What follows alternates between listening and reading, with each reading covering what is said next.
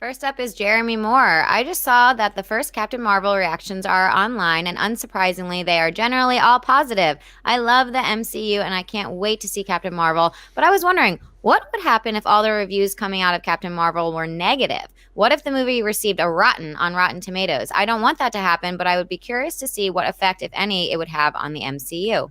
Rob, we talked yesterday about the fact that, the social media review embargo has lifted.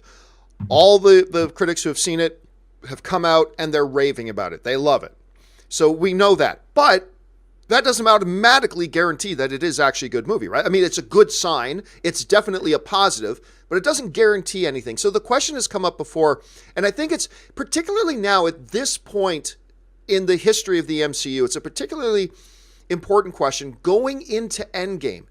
Let's, for the sake of argument for a second, go on an assumption that Captain Marvel is terrible. Like it's just awful. That we go in and watch it.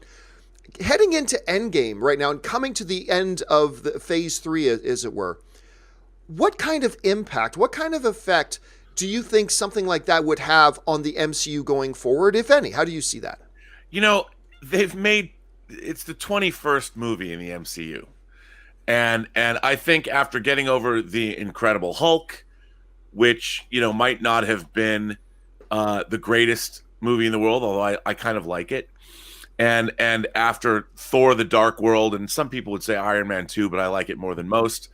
If they truly had made a terrible film, I think it would have very little impact because we have Avengers Endgame coming out a month and a half later.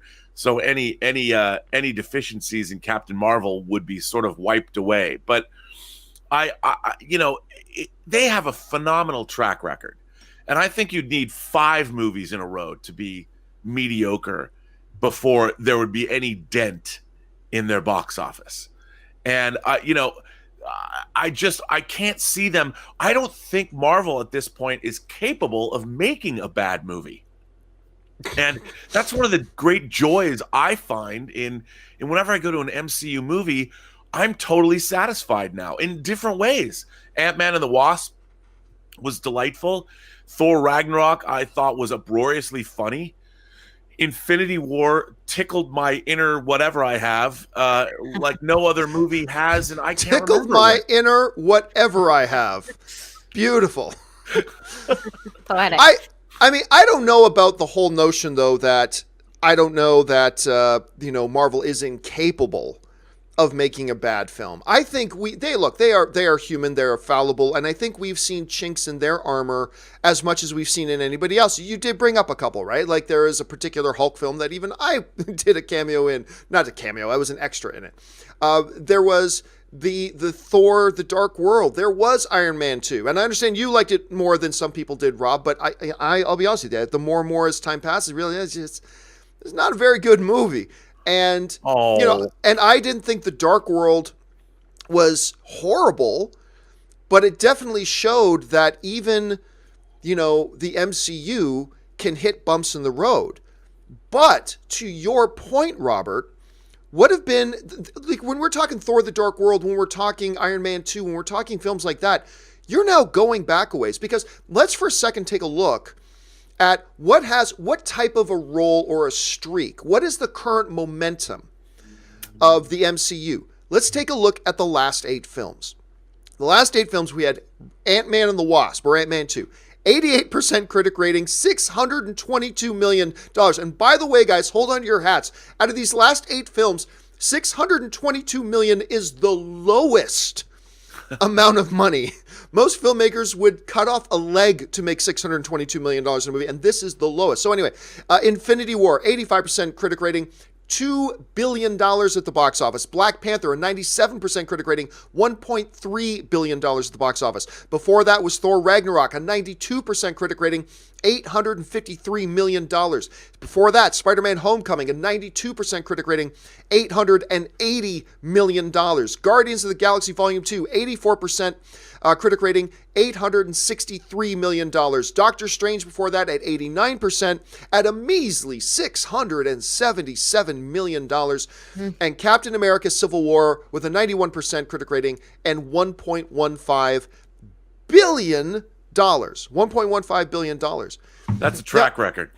That's just the last 8 films in a row. And I would suggest that, yes, you do have your Thor: The Dark Worlds and your Iron Man 2s and stuff like that, but that stuff, relatively speaking, that's ancient history.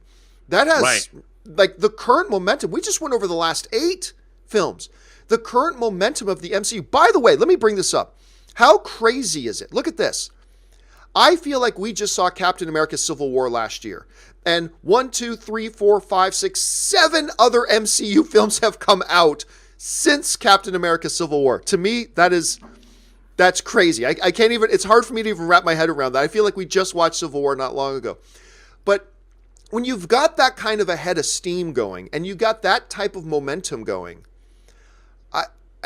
that many films in just like a 3-year span, even if Captain Marvel is the opening credits, then it shows us everything we saw in the trailer, and then it was 2 hours of Brie Larson singing Backstreet Boys show tunes.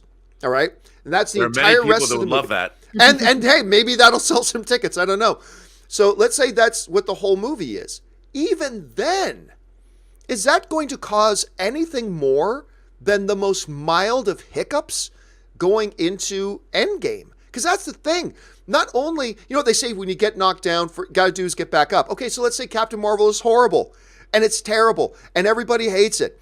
Marvel's going to go, well, it's a good thing we don't have to wait a year for our next film to come out. We got Endgame coming in 2 months. Wipe that right out.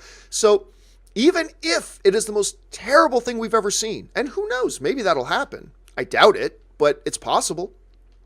I really don't see peak Flurkin in this movie. Come on. Maybe it does.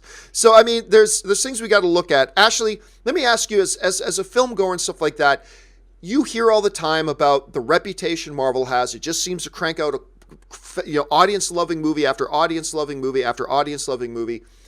Do you think that becomes destabilized, or maybe even derailed a little bit should Captain Marvel come out and truly be a bad film?